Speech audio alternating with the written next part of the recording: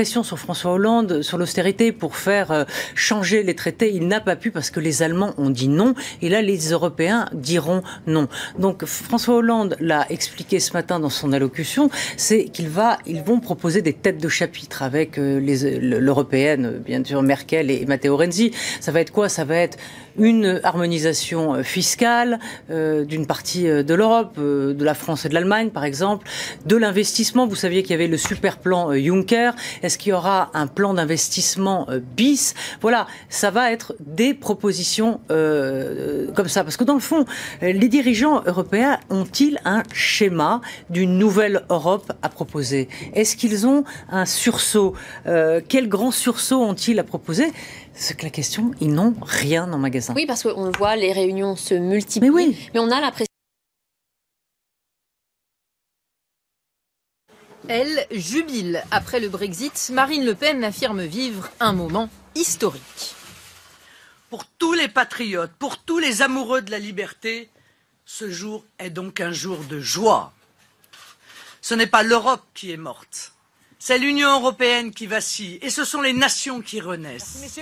La présidente du FN prend l'engagement d'organiser en France un référendum de sortie de l'Europe si elle est élue l'an prochain. Aussi candidat à la présidentielle, se réjouit sur Twitter. C'est la chute du mur de Bruxelles, un jour historique, à nous de reprendre notre liberté. Parmi les... Le britannique a choisi de quitter l'Union européenne. Ce choix doit être respecté.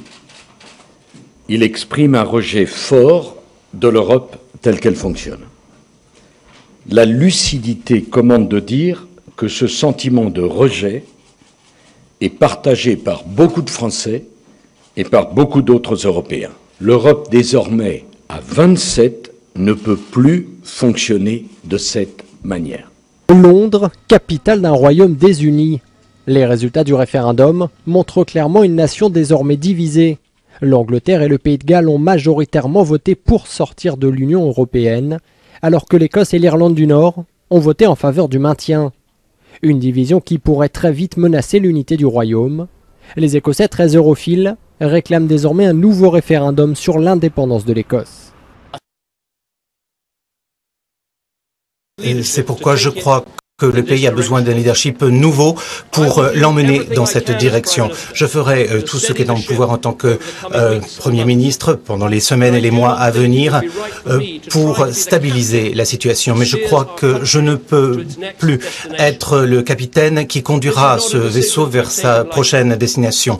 Ce n'est pas une décision que j'ai prise à la légère, mais je crois véritablement qu'il est dans l'intérêt du pays d'avoir une période de stabilité et puis un nouveau leadership, le nouveau leadership dont il a besoin.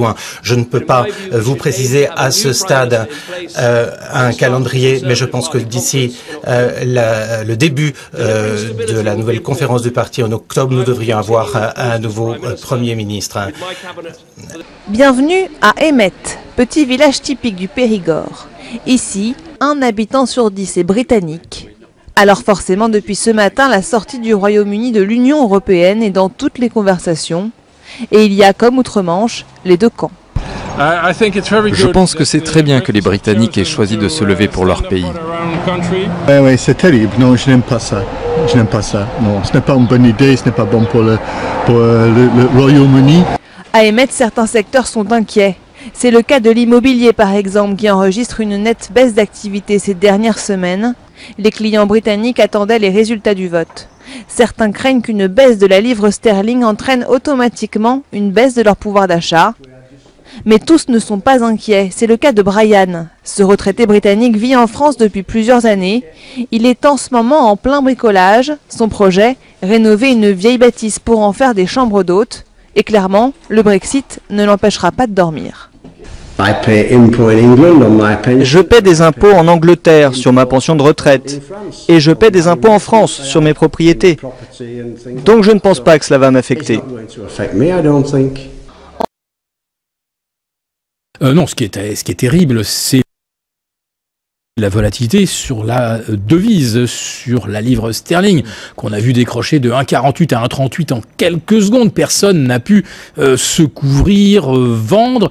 Tous les hedge funds qui étaient longs livres, short dollar, short yen, ça a été une nuit de cauchemar. Et là, il faut s'attendre à ce qu'il y ait effectivement des dégâts terrible. Et c'est probablement ce que la Banque Centrale Européenne va devoir surveiller de très près, c'est à combien se chiffrent les ardoises de cette nuit de Brexit. Maintenant, le CAC 40, où il est revenu où il était, en fait, jeudi dernier. Bon, finalement, on est monté, on a reperdu. Bon, on peut survivre à ça. Si on enfonce les 3009, c'est très très mauvais sur le CAC. Si on enfonce les 2750 sur l'Eurostoxx, c'est très très mauvais. Mais le problème...